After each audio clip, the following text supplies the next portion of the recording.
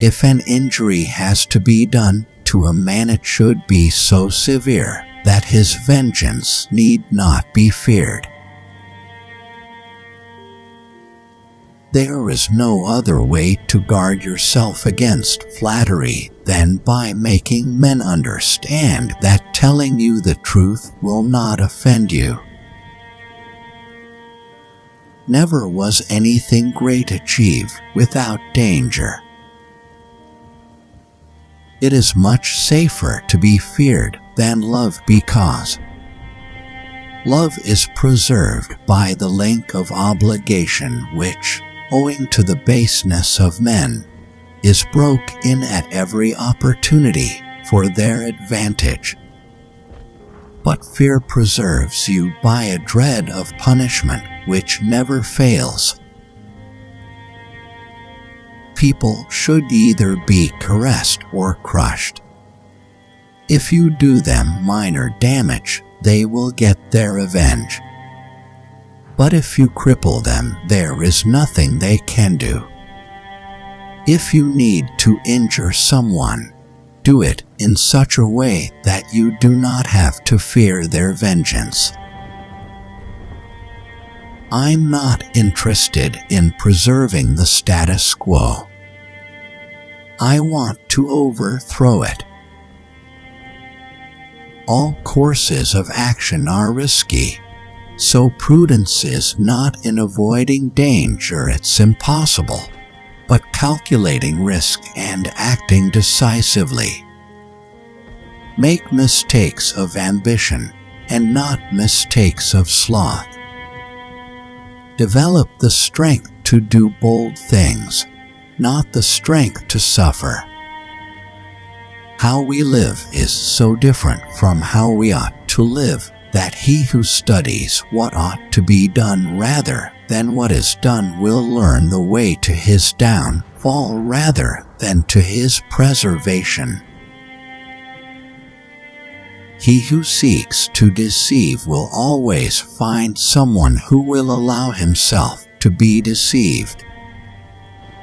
Where the willingness is great, the difficulties cannot be great. Men in general judge more by the sense of sight than by the sense of touch, because everyone can see but few can test by feeling. Everyone sees what you seem to be, few know what you really are. And those few do not dare take a stand against the general opinion. Since love and fear can hardly exist together, if we must choose between them, it is far safer to be feared than loved. A man who is used to acting in one way never changes. He must come to you in when the times, in changing, no longer are in harmony with his ways. A prudent man should always follow in the path trodden by great men, and imitate those who are most excellent, so that if he does not attain to their greatness, at any rate he will get some tinge of it. Whosoever desires constant success must change his conduct with the times. It must be considered that there is nothing more difficult to carry out, nor more doubtful of success, nor more dangerous to handle, than to initiate a new order of things.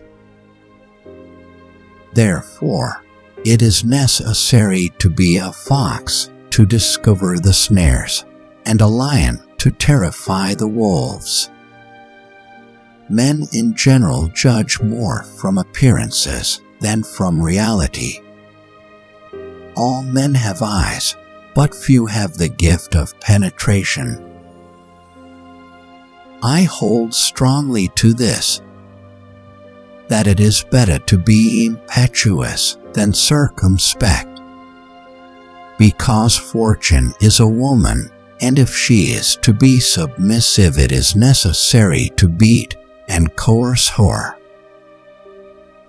It is better to be feared than loved, if you cannot be both. For one change always leaves a dovetail into which another will fit.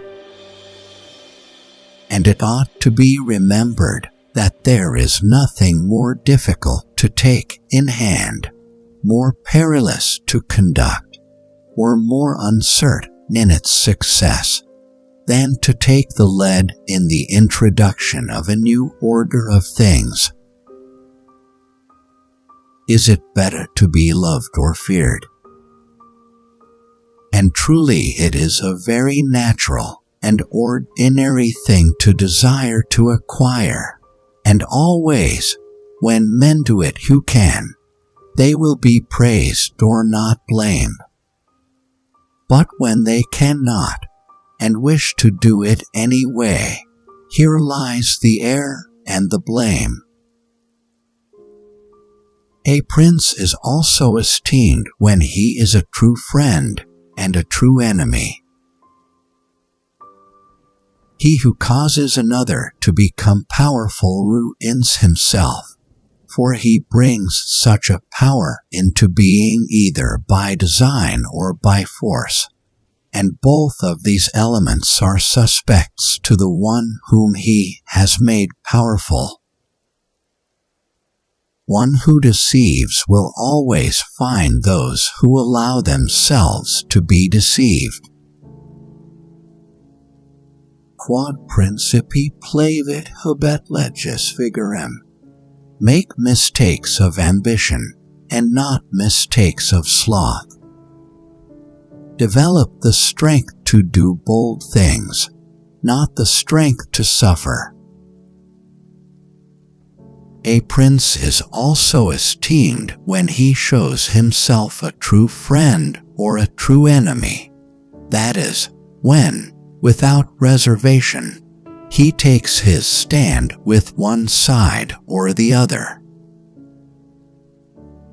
This is always wiser than trying to be neutral, for if two powerful neighbors of yours fall out, they are either of such sort that the victor may give you reason to fear him, or they are not. In either case it will be better for you to take sides and wage an honest war. Without an opportunity, their abilities would have been wasted, and without their abilities, the opportunity would have arisen in vain. It is of the greatest importance in this world that a man should know himself, and the measure of his own strength and means. And he who knows that he has not a genius for fighting must learn how to govern by the arts of peace. Any injury we do to a man must be such that we need not fear his vengeance.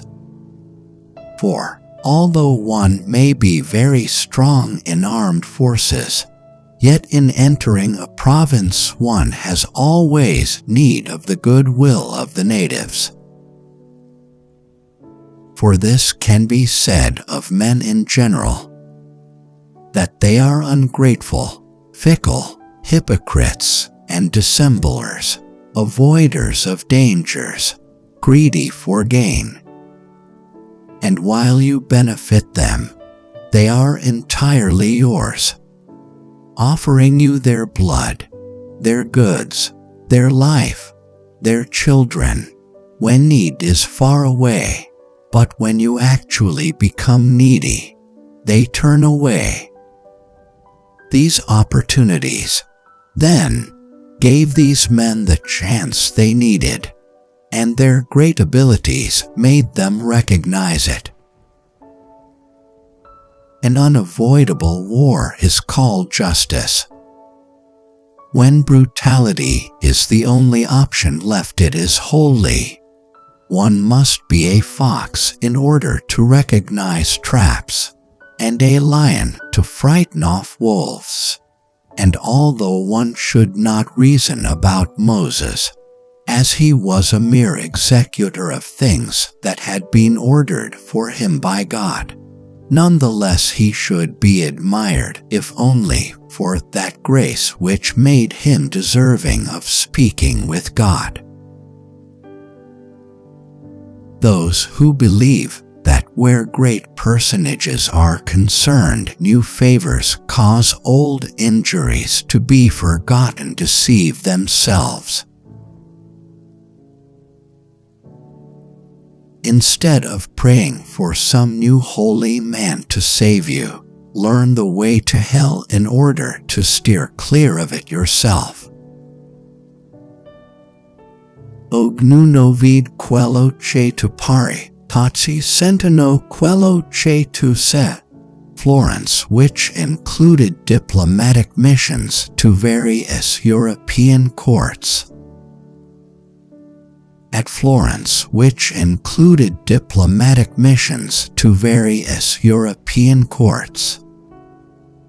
Imprisoned, discontented inhabitants who willingly admit a foreign power either through excessive ambition or through fear, as was the case with the Italians, who admitted the Romans into Greece. So it was with every province that the Romans entered. They were brought in by the inhabitants themselves. No one should marvel at the ease with which Alexander the Great kept possession of Asia, or at the difficulties which others, like Pyrrhus and many more, had in preserving their conquests. The difference does not arise from the greater or lesser ability of the conqueror, but from dissimilarities in the conquered lands. There is in everything a latent evil peculiar to it, and the first cause of your losing it is to neglect this art. And what enables you to acquire a state is to be master of the article. The dictatorship did not elate me, nor did exile depress me. How we live is so different than how we ought to live, that he who studies what ought to be done rather than what is done will learn the way to his downfall rather than to his preservation. The Prince. You can't have good laws if you don't have good armed forces. It is not reasonable that he who is armed should yield obedience willingly to him who is unarmed. He had all the attributes of a king except a kingdom. It often enables men to rise from a private station to that rank. Modogirl, as homens julgam mais calmas holos ducu calmodato. Tu dus podemver, mas pucos saucapes ist sentir. Tu dus vim nasa parencia, pucos sentamo curalmente somos. Thanks for watching. Share with us which quotes you liked.